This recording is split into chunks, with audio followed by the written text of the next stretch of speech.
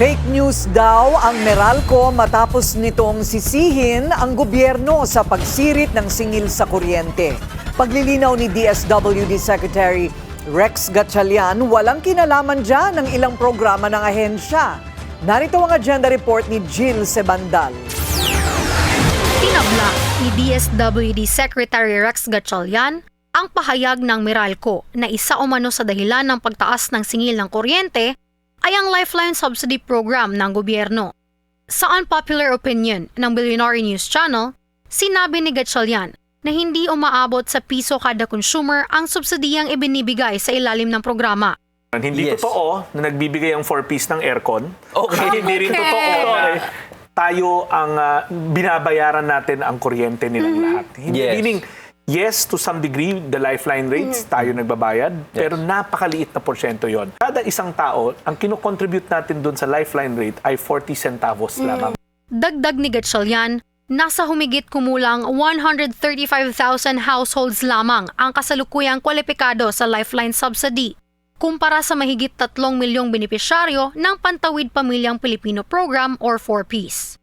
Ipinaliwanag din ng kalihim na may iba pang programang ipinapatupad ang DSWD para makatulong hindi lamang sa mga mahihirap, kundi maging sa middle-class families na apektado rin ng patuloy na pagtaas ng mga gastusin.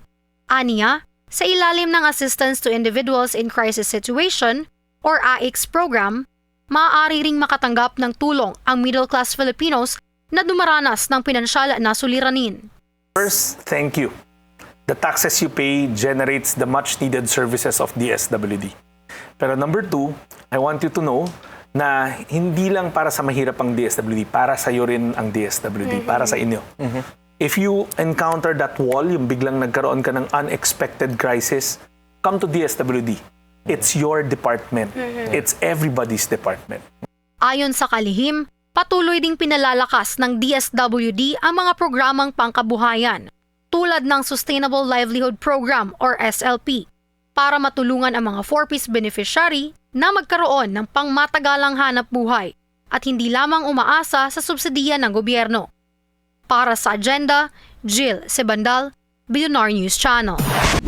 Manatiling nakatutok sa Bilyonaryo News Channel. Sumubaybay sa aming social media accounts at mag-subscribe sa aming YouTube channel para sa mga bago at eksklusibong balita.